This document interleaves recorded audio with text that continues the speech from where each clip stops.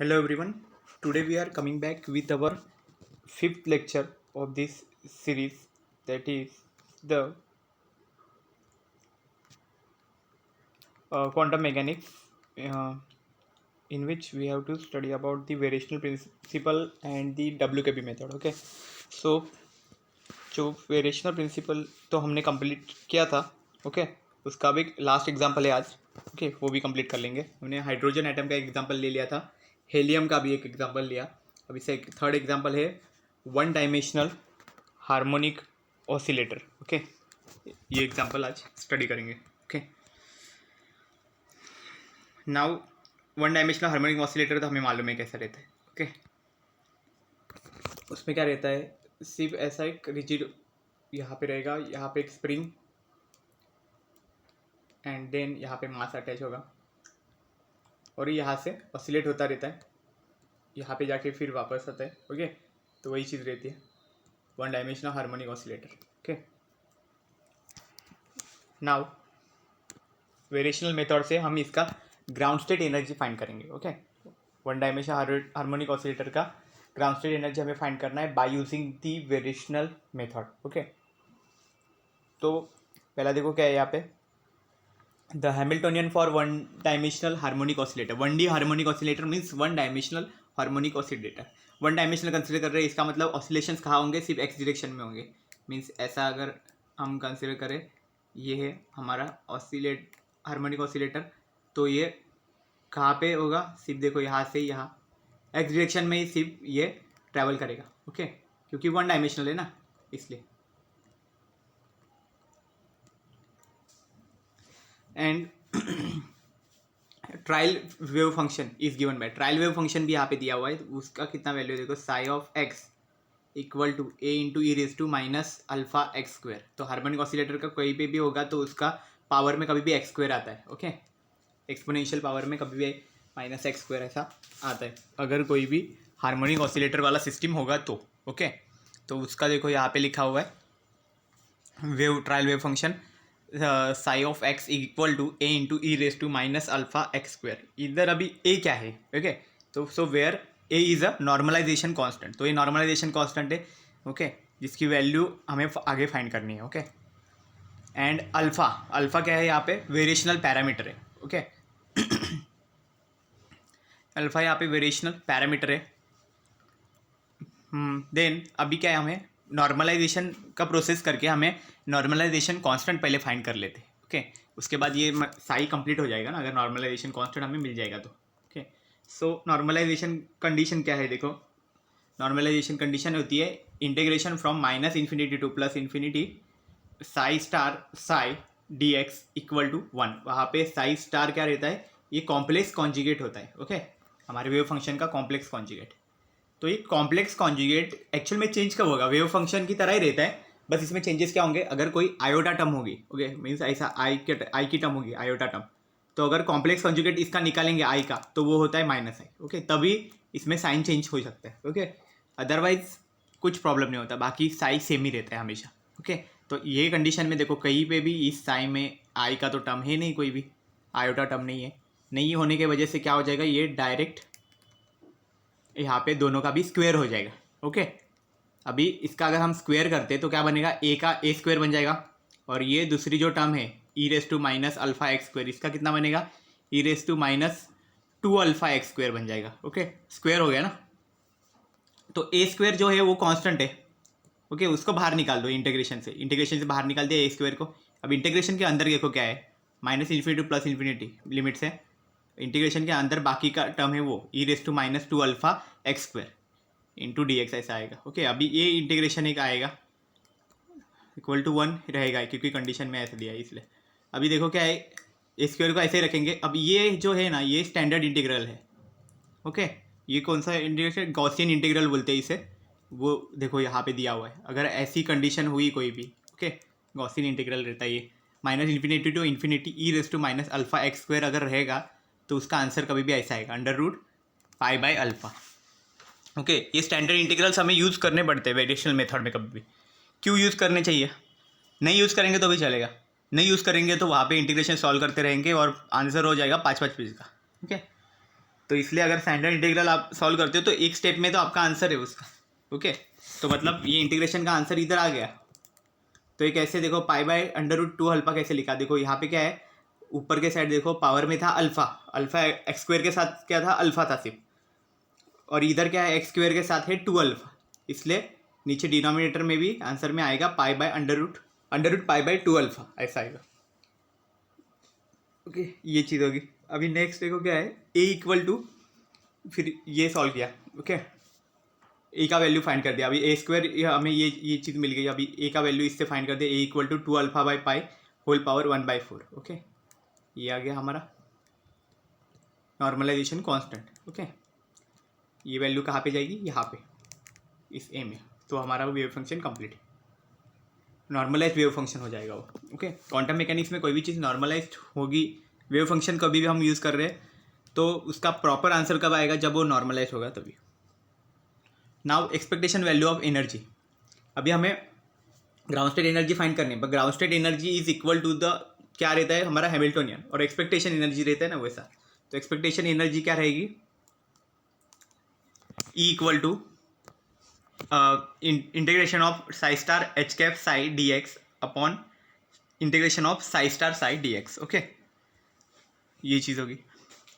अभी क्या करेंगे, यहाँ पे देखो, देन एच साई, पहले एच साई को फाइंड कर लेते, ठीक है ना, ये ऐसे रख देंगे, इक्वेशन 5 ऐसे ही रख दो। ओके, एच साई को पहले फाइंड कर लेते अभी।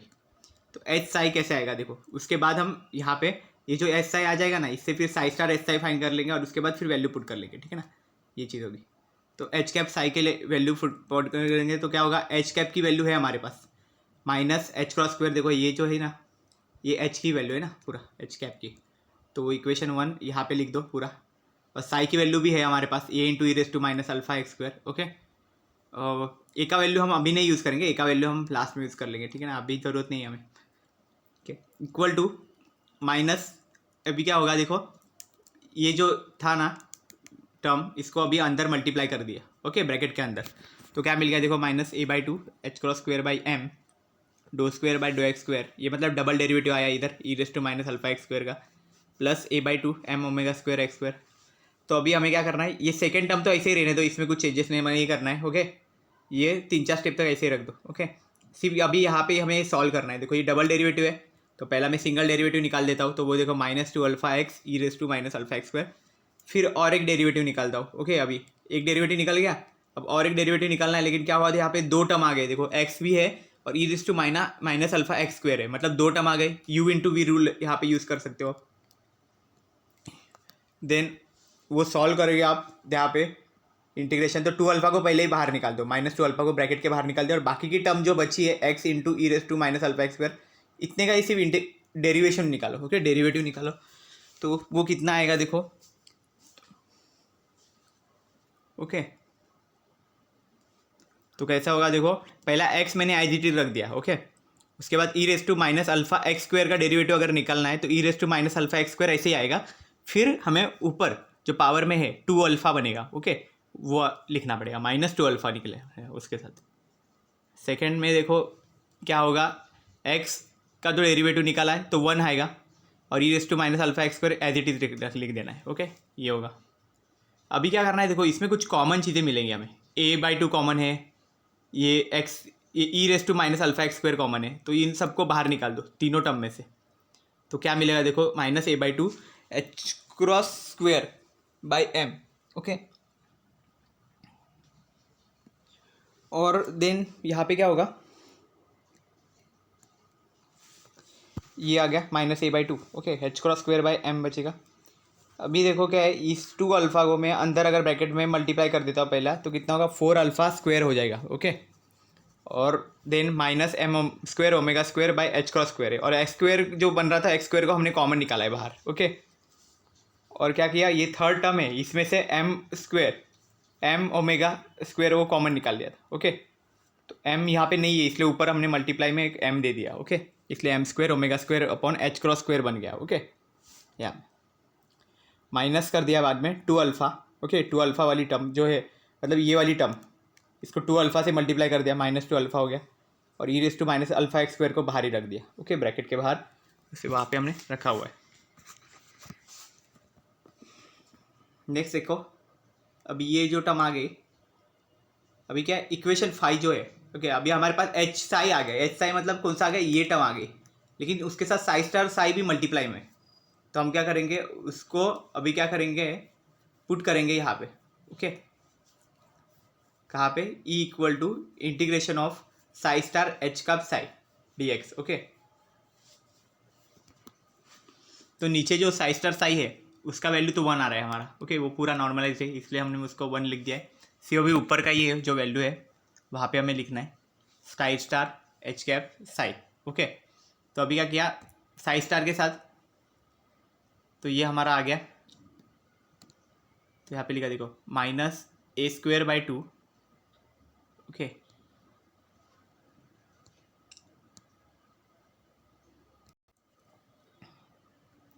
अभी क्या है देखो यहाँ पे एच कैप साई की तो वैल्यू थी हमारे पास, ओके ये जो वैल्यू है एच कैप साई की, ओके इसके साथ अभी साई स्टार की वैल्यू भी हमें मल्टीप्लाई करनी है। तो साई स्टार की वैल्यू क्या थी, a into E raise to minus alpha x square, ये और ये यही थी साई स्टार की वैल्यू। ओके साई और साई स्टार दोनों सेम है, तो अभी क्या होगा ए का ए स्क्वेयर हो जाएगा, मल्टीप्लाई होगा तो ए स्क्वेयर, देखो यहाँ इसलिए ए स्क्वेयर लिख दिया, और e raise to minus alpha x square एक बाहर आएगा। ओके मतलब 2 e raise to minus alpha x square हो गया यहाँ पे। ओके अभी ये लोग को सबको अभी एक साथ कर लो, ठीक है इंटीग्रेशन दोनों का भी अलग अलग से लेंगे हम, बीच में एक साइन प्लस साइन यहाँ पे होगा। तो देखो अभी क्या करेंगे हम, जो जो कॉमन है कांस्टेंट है वो सब बाहर निकाल देंगे। तो क्या कहेगा minus A square by 2 H cross square by M, then 4 alpha square minus M square omega square upon H cross square, ये सब कॉमन निकाल दिया। ओके इसमें से अभी जो बचा है ओके उसको अभी देखते हैं। तो क्या क्या है देखो, ये सब कॉमन नहीं निकाला, सिर्फ हमने ब्रैकेट के बाहर निकाल दिया है, इंटीग्रेशन के बाहर निकाल दिया है। और अभी क्या होगा X square E raise to minus 2 alpha x square D X हो जाएगा plus A by 2 M. Okay यहाँ पे एच क्रॉस स्क्वायर, ओके तो यहाँ पे देखो ये ए बाई 2 नहीं आएगा, यहाँ पे ए स्क्वायर आएगा। ओके ये भी याद रखो, a square by 2 H cross square by m alpha 2 alpha e raise to minus 2 alpha x square D x. Okay ये ऐसा आएगा,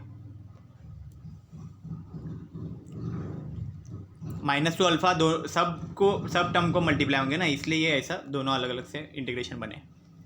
देन ये अब यार हम यहाँ पे सॉल्व करते हैं अगर, ठीक है ना इंटीग्रेशन। तो ये इंटीग्रेशन देखो स्टैंडर्ड इंटीग्रेशन है X square E raise to minus 2 alpha x square D x. Okay ये जो इंटीग्रेशन है यहाँ पे दिख रहा है आपको वो, ओके ये स्टैंडर्ड इंटीग्रेशन है, वो उसकी वैल्यू देखो यहाँ से इस फॉर्मूला से इसकी वैल्यू आएगी 1/2 alpha under root pi by alpha. तो यहाँ पे देखो ऊपर क्या है पावर में 2 अल्फ़ा है। ओके ये वाले फॉर्मूला में था अल्फ़ा, मतलब 2 से मल्टीप्लाई करना पड़ेगा, तो 2 to 4 अल्फ़ा हो जाएगा, पाई बाई का भी 2 अल्फ़ा होल पावर 1/2 आ जाएगा।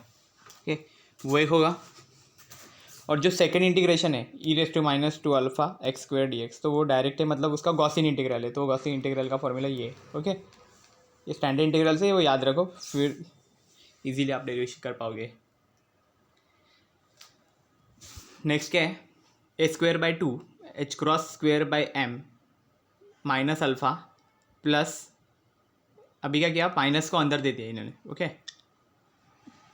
Plus M square omega square by 4 H cross square alpha. Okay and then pi by 2 alpha whole power 1/2। Okay यहाँ पे ये टर्म है pi by 2 alpha whole power 1/2। Okay वो सबको combine कर लिया। देन यहाँ पे ये अल्फ़ा कैसे आया, क्योंकि ये 4 अल्फ़ा को अंदर दे दिया ब्रैकेट में, इसलिए क्या हो गया 4 कैंसिल हो गया और एक अल्फ़ा कैंसिल हो गया।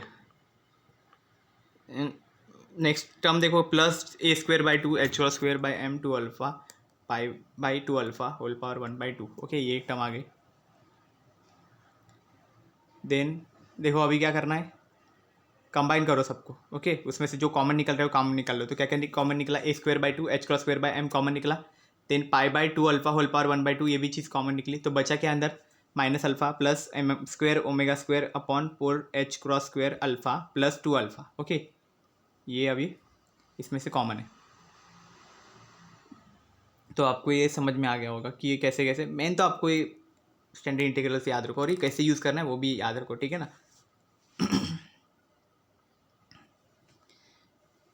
नेक्स्ट देखो इसमें, अभी देखो क्या हुआ, ई जो है अभी हमें मिला, ओके, ये जब हम सॉल्व करेंगे पूरा इसमें से, तो देखो ये क्या बनता है, इक्वेशन 4 यूज़ करके हमें ये चीज़ मिली।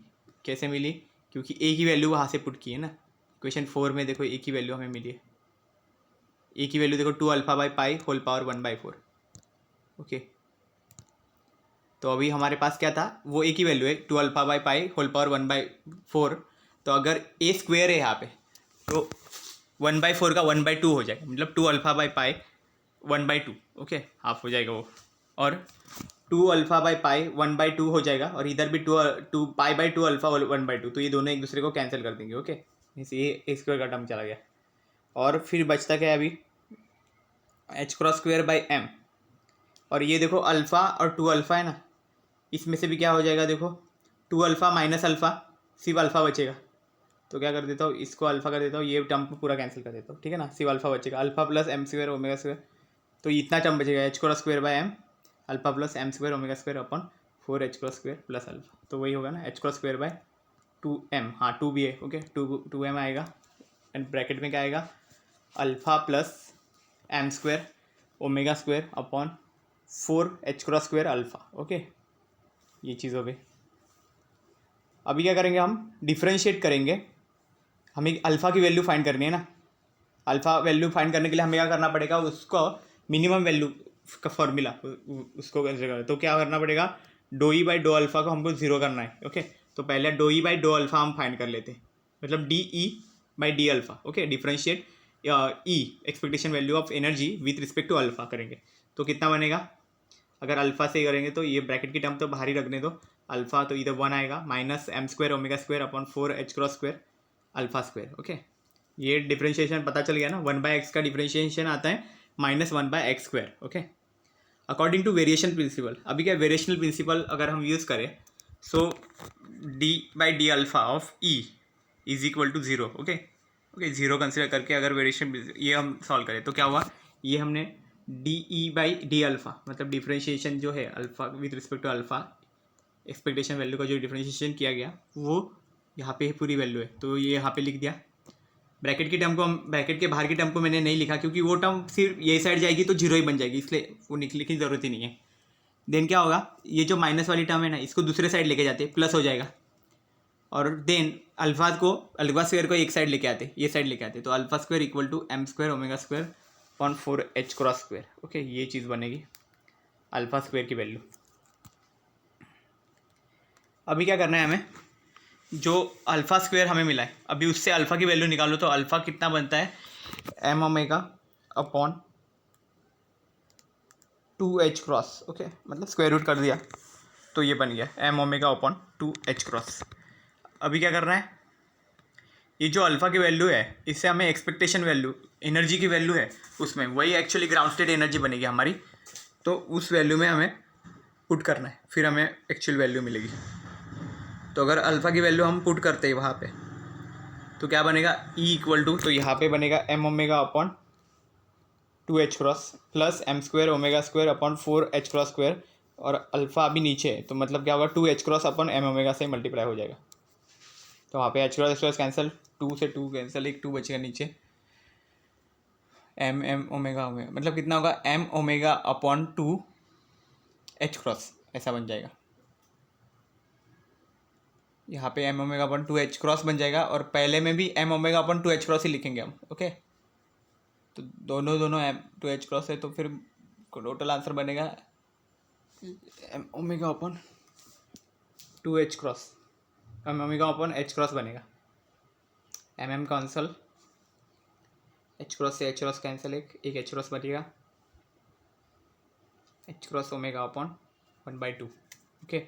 इस half h cross omega answer आना चाहिए, ओके। ये अभी देखो यहाँ पे मैंने पूरा सॉल्व किया, सब्स्टिट्यूट इक्वेशन 7 है इक्वेशन 6, मतलब ये जो है 7 इसको हमें डालना है यहाँ पे इक्वेशन 6 में, तो हमें जो वैल्यू मिलेगी वो ऐसी रहेगी, देखो H cross upon 2m, H cross square upon 2m ऐसे ही रख दिया, ब्रैकेट के बाहर की टर्म थी देखो यहाँ पे, और अल्फ़ा की जो टर्म थी हमारे पास, अल्फ़ा की जो वैल्यू आई वो कितनी आई थी, M omega upon 2 H cross, तो उससे बस सब्स्टिट्यूट कर रहे हैं हमें वो इक्वेशन में, तो हमें मिल जाएगी उसकी ग्राउंड स्टेट एनर्जी, सिस्टम की ground state energy. So M omega upon 2 ऐसे ही रख दिया यहाँ पे। सेकेंड टर्म देखो M square omega square upon 4 था, और डिवाइड में डिनोमिनेटर में अल्फा था, इसलिए उल्टा लिखना पड़ा। ठीक है, एम ओमेगा अपन 2 ऊपर गया, इसलिए कैसे 2 अपन एम ओमेगा।